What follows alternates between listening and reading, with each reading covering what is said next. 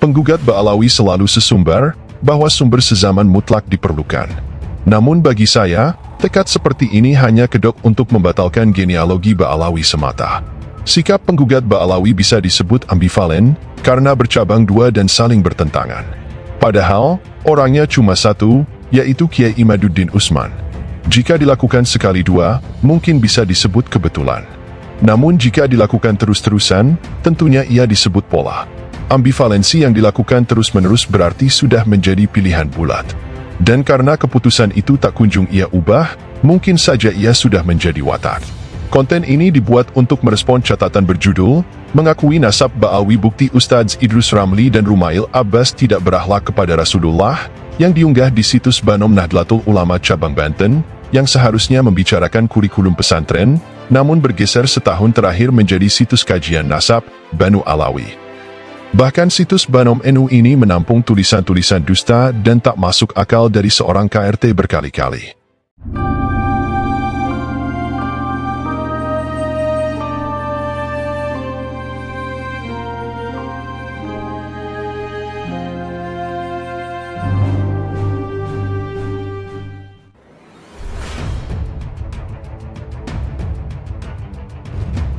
Kiai Imaduddin Utsman dalam tulisan terbarunya yang berjudul Mengakui Nasab Ba'alawi Bukti Ustadz Idrus Ramli dan Rumail Abbas Tidak Berakhlak Kepada Rasulullah, yang diunggah di situs Banom Nahdlatul Ulama Cabang Banten, dengan dalih membela Nabi, dia berkesimpulan bahwa nasab Ba'alawi putus tidak tersambung kepada Nabi.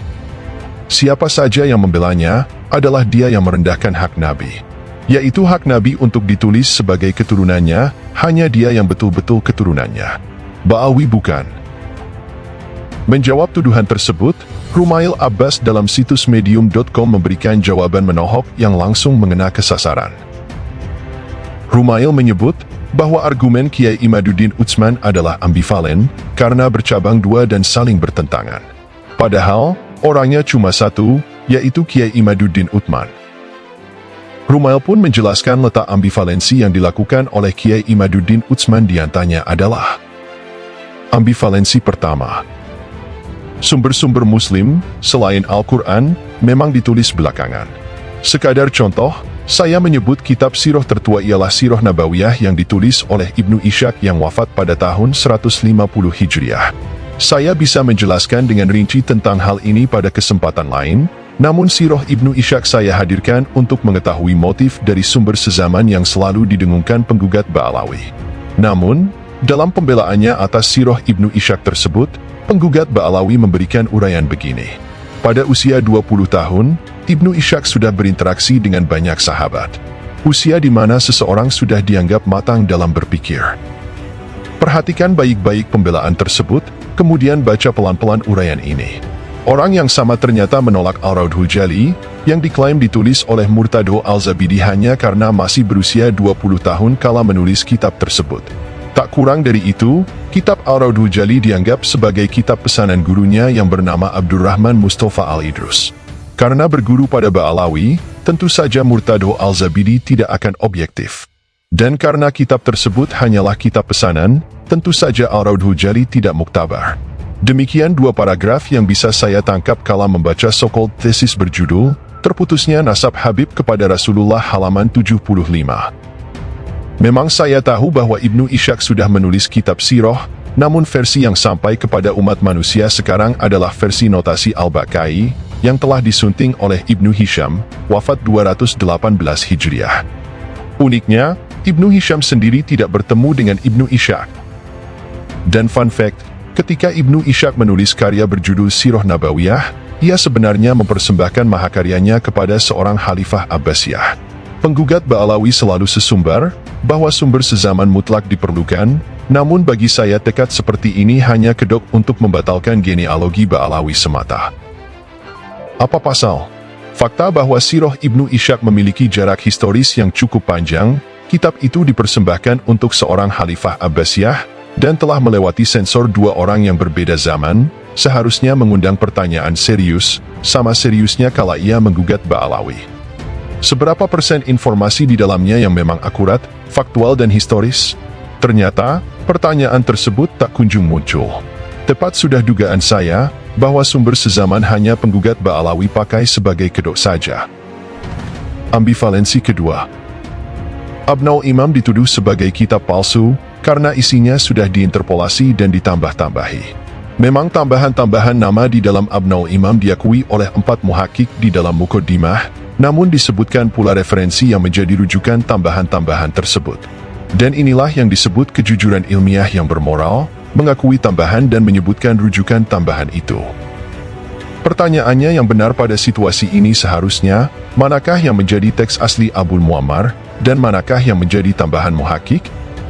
Alih-alih mengajukan pertanyaan yang lurus seperti di atas, penggugat Ba'alawi justru menuduh palsu kitab tersebut, yang menurut saya hanya berdasarkan 2 alasan.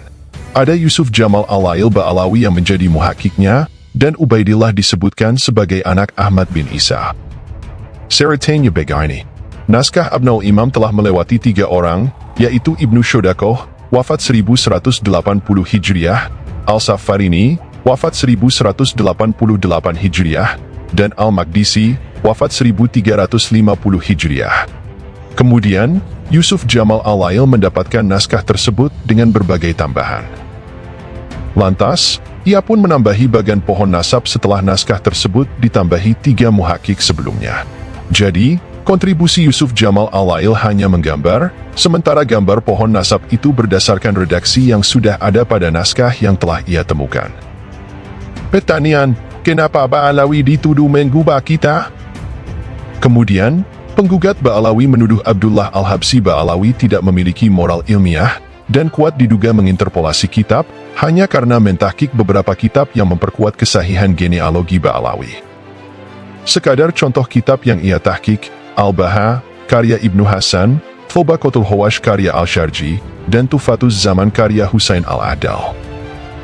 Al-Baha terkonfirmasi ada dan diakui keberadaannya oleh intelektual yang sezaman dan mendekati masa Ibnu Hasan. Bahkan, intelektual bernama Bahnan, wafat 1383 Hijriah, dalam Jawahirut Tarikhil Ahkaf mengonfirmasi kitab tersebut dan membenarkan karya Ibnu Hasan tentang Al-Faqih Al-Muqaddam mendahului Abdullah Al-Habsyi. Thobaqatul Hawash sudah mencatat redaksi Ba'alawi, dan Al-Ahdal tersambung pada leluhur bersama Imam Ja'far Al-Shadiq, jauh sebelum Abdullah Al-Habsyi lahir, sekitar 47 tahun. Seperti termaktub pada naskah Thobaqatul Hawash yang diterbitkan pada tahun 1321 Hijriah. Dan Tufatuz Zaman memakai lebih dari 7 perbandingan manuskrip, dan menulis leluhur Ali bin Jadid bernama Ubaidillah bin Ahmad bin Isa, sementara Al-Janadi menulisnya sebagai Abdullah bin Ahmad bin Isa. Penggugat Ba'alawi sok-sokan bicara tentang moral ilmiah, namun menuduh orang lain tidak bermoral ilmiah tanpa dalil sahih, hanya karena orang tersebut adalah Ba'alawi. Anda tidak merasa aneh dengan penggugat Ba'alawi ini tah? Ambivalensi ketiga. Penggugat Ba'alawi mengira, hanya dengan menghadirkan sumber sezaman maka pembuktikan kesadahan genealogi Ba'alawi akan selesai. Jika tidak, maka akan rungkat. Sejak awal, saya memberikan positioning, berlomba-lomba membuktikan ada tidaknya sumber sezaman adalah kerjaan manusia yang tidak mengerti bagaimana kesarjanaan historis bekerja. Sumber sezaman atau tidak sezaman, pada dasarnya berkaitan dengan seberapa bernilai informasi historis yang terkandung di dalamnya. Semakin dekat sumber tersebut dengan peristiwa yang sedang terjadi, maka informasi yang dikandungnya memiliki nilai historis yang lebih tinggi daripada dari sumber yang muncul belakangan. Artinya, ketiadaan sumber sezaman tidak selalu bermakna ahistoris. Namun, karena penggugat Ba'alawi menaikkan taruhan, saya meladeni taruhan tersebut, hingga membawa saya ke beberapa negara di Timur Tengah. Terima kasih atas kontribusi Dr. Ahmad Hasanat, General Mufti Kerajaan Hashimiyah Jordania. Rihlah ini membuahkan hasil, naskah yang belum direstorasi akhirnya dapat dipulihkan, naskah berbagai genre ilmu pun berhasil saya kumpulkan, dan musnad-musnad yang terkonfirmasi disahihkan oleh Syekh Yasin Al-Fadani dan Said Salim bin Jindan pun telah saya miliki. Saya pun mengirimkan naskah-naskah itu ke beberapa pakar, salah satunya Syekh Najih Maimun. Namun, apa yang dilakukan penggugat Ba'alawi? Naskah halal, isnad palsu, manuskrip bodong, membongkar manuskrip Rumelabas. Bagaimana mau membongkar, jika bahan yang mau dibongkar saja tidak ia miliki? Bagaimana menilai halu, palsu, dan bodong, jika ia masih nyaman dengan internet dalam mencari data. Sampai sini apakah pembaca sudah mengerti kenapa saya malas berbagi data dengan pembatal Ba'alawi? Pergi ke sumber, field research, berdampak besar pada informasi penting tentang nakobah-nakobah internasional, wawancara dengan intelektual nasab yang masih hidup sampai sekarang, termasuk ahli hadis kontemporer yang meriwayatkan isnad dari tokoh-tokoh Ba'alawi abad ke-7 ke bawah. Sehingga saya bertanya, sewaktu Minu Banten memuat tulisan yang bilang, tidak ada nakobah internasional yang mensahihkan Ba'alawi, tepatnya nakobah bagian mana? Kedustaan mana lagi yang diakomodasi Banom NU cabang Banten ini? Saat penggugat Ba'alawi mengatakan Mufti Zaidiyah Diaman membatalkan puluhan klan Ba'alawi di video terkini, padahal Mufti tersebut tidak tahu menahu tentang situs abal-abal yang penggugat Ba'alawi rujuk, kenapa dia begitu malas memverifikasi kabar itu kepada orangnya langsung? Saat penggugat Ba'alawi menukil Al-Turbani kala meragukan hijrahnya Ahmad bin Isa ke Yaman di dalam buku versi cetak, kenapa tak melengkapi perubahan sikap Al-Turbani yang telah mengakui kesahihan Ba'alawi? Teori yang ia rapikan dari Murad Syukri, namun sudah dibantah oleh Hasan Assegaf, sebenarnya tidak memiliki perkembangan, karena Murad Syukri sendiri sudah taslim dengan jawaban Hasan Assegaf. Ambivalensi keempat. Saya sering dituduh berdusta, berbohong, dan pernah dianggap tidak bertemu siapa-siapa di Timur Tengah, bahkan diinsinuasi tidak pergi kemana-mana kecuali di warung kopi biasa. Entah berapa kali kalimat derivasi dari dusta yang ia lemparkan kepada pendukung kesahihan Ba'alawi, hanya karena kewalahan, sehingga bola terakhir ia lemparkan kepada tes DNA sebagai pembuktian. Namun yang pasti, kala ia mengurai Al-Ghurur karya Al-Hirid, penggugat Ba'alawi menginsinuasi bahwa Ba'alawi diisbat oleh mimpi. Padahal, Al-Hirid, ahli hadits, bukan orang bodoh, yang mengetahui mimpi tidak bisa dipakai dalil, dan sudah menyebutkan puisi yang berisi 19 nama ulama yang mengisbat Ba'alawi. Kala saya menulis Kiai Imad berdusta karena tidak mengutip redaksi Al-Hirid secara lengkap, ternyata ia tidak terima. Padahal, menyampaikan informasi tidak lengkap adalah sebuah kebohongan menurut Mafindo, Masyarakat Anti Fitnah Indonesia, yang disebut Partial Truth. Akhirnya, penggugat Ba'alawi menuduh Ba'alawi bernasab halu lewat Al-Hirid, padahal tidak sesuai redaksi utuhnya. Kesimpulan, bagi saya, masalah nasab ini tidak perlu Anda percayai, jika tidak mau percaya. Hanya saja, jika menunggangi isu nasab untuk menyebarkan kabar bohong, dan mengajak orang untuk mempercayai kebohongan itu, maka sikap ini sudah jadi perbuatan hina. Akibatnya, tahu-tahu ada seorang ustaz bernama Suparman Abdul Karim bisa tampil berbusa-busa di mimbar. Coba keliling dulu ke dunia internasional. Tidak ada satupun negara yang mengatakan Banu Alwi, Ba'alawi, sebagai keturunan Nabi. Saya heran sama si paling internasional ini. Kok bisa sepercaya diri itu membual di mimbar-mimbar umum? Saya dituduh lagi tidak berakhlak kepada Rasulullah.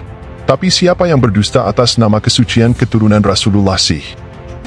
Si paling internasional guys.